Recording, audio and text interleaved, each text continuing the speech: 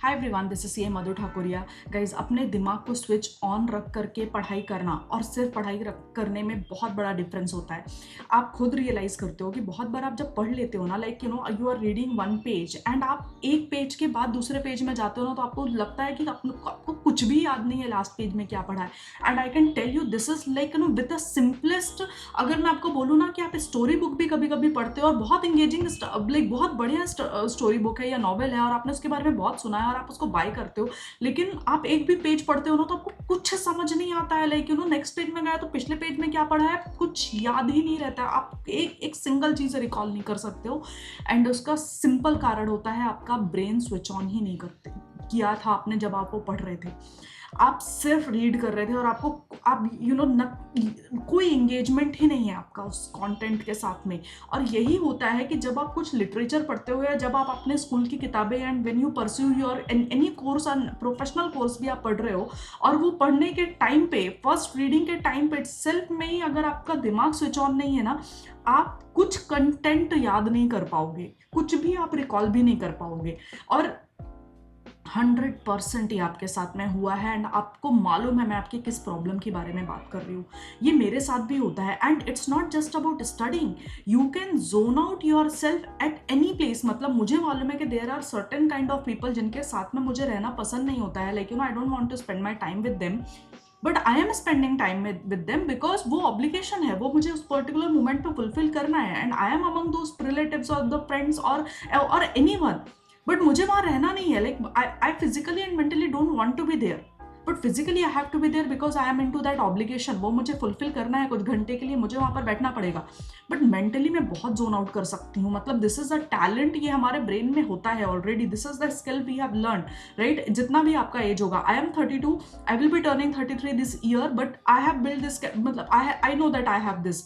आपका कुछ भी एज होने दो, 1920, you also have this. You know आपको कितने बार आपने खुद को जोन आउट किया है। ऐसे सेम चीज पढ़ाई के टाइम पे भी होती है, आप खुद को जोन आउट कर लेते हो, ठीक है। एंड इसकी वजह से ना आपने बहुत ज्यादा टाइम पढ़ भी लिया है ना, बट इफेक्टिवनेस नाम का कुछ भी नहीं रहेगा बिकॉज 4-5 घंटे के बाद में आपको कुछ याद ही नहीं है वो कंसेप्ट में क्या है। और ये होने ही वाला है ना, you know your brain has that skill. तो अभी ब्रेन को ट्रिक करना चालू करो।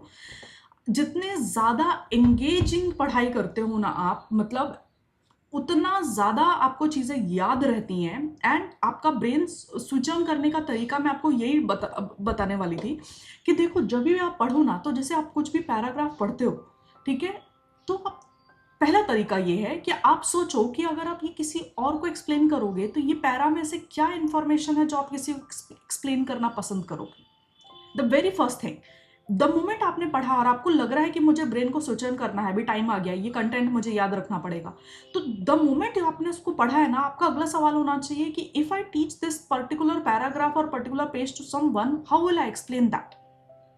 सबसे पहला तरीका है आप ये करो। सेकंड तरीका है ब्रेन को स्विच ऑन करने का, द मोमेंट आपने वो पेज या पैराग्राफ पढ़ा, वो टॉपिक पढ़ा, आप तुरंत सोचो कि आपका जो भी एग्जामिनर है वो क्या क्वेश्चन पूछना पसंद करेगा। मतलब ये टॉपिक इतना वर्दी है कि इससे सवाल पूछा जा सकता है, और अगर पूछा जाएगा तो उसका लैंग्वेज क्या हो सकता है। आप सोच रहे हो आप अपने दिमाग को कितना ट्रिक कर रहे हो, आप उसको एकदम opposite side of the table लेकर के जा रहे हो, द अदर साइड से ऑफ द टेबल में बैठ करके आप एक इंसान बना रहे हो और आप उसको बोल रहे हो कि अब बताओ ये कंटेंट में से क्या सवाल पूछा जा सकता है, या किसी को मैं एक्सप्लेन करूंगा तो मैं कैसे इसको एक्सप्लेन कर सकता हूँ।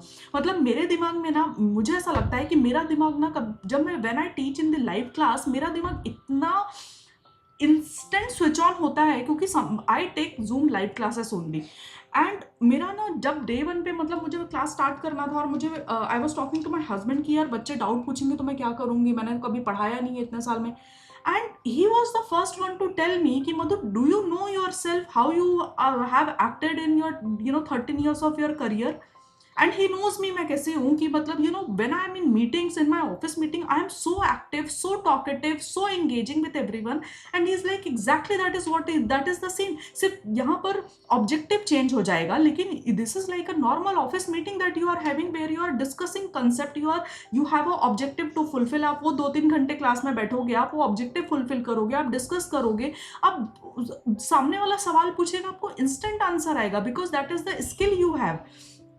And that is so true. From my first batch itself, I was so engaging with my class, मतलब मुझे ऐसा लगता है पर्सनली, और ऐसे बच्चों का भी फीडबैक आता है तो मुझे पता चलता है कि they like to talk to me, they like to ask question, they like to engage in the discussion, and the moment they feel like they can engage with the in discussions with me, उनका दिमाग तुरंत switch on होता है।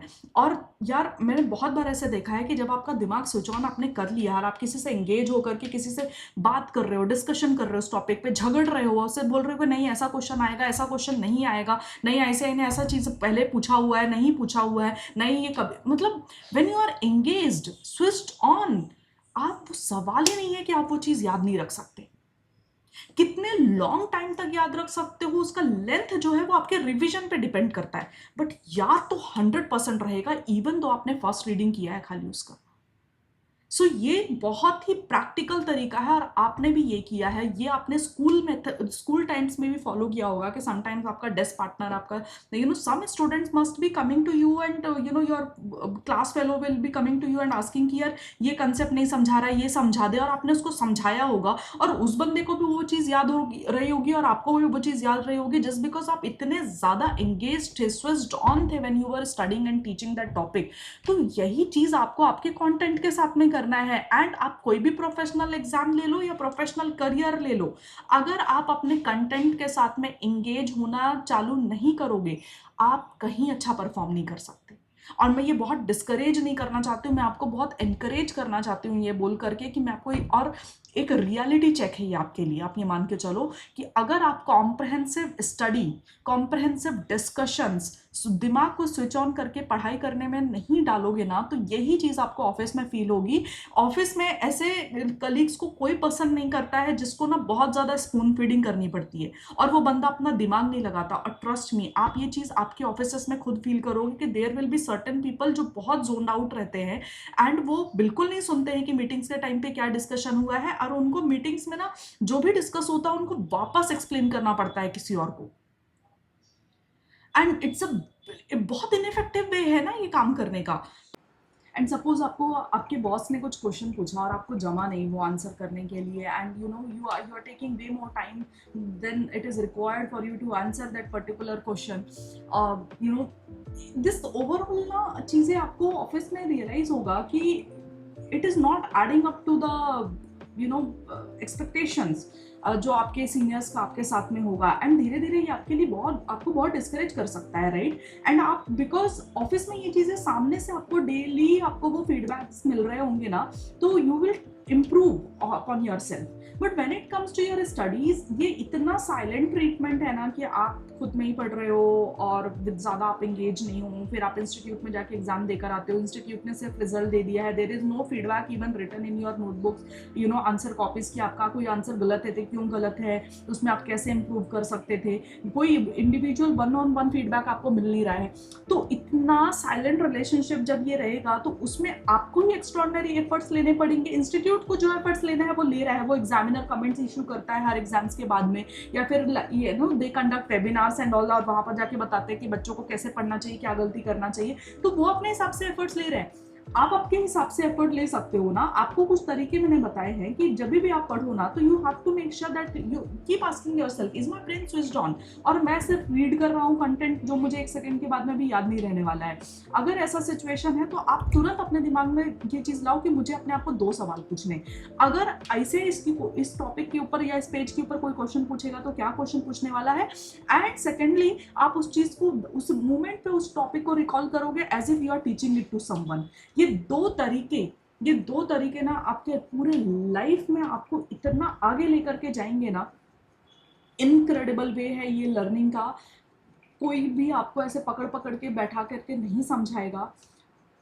अगर you have people around you who can teach you, who are telling you to do this, and then you are able to do this, आप बहुत lucky मानो, because बहुत लोगों के पास ना ये एडवाइस देने के लिए कोई होता नहीं है, and by the time they understand this it's too late, it's just too late, right? So don't make that mistake.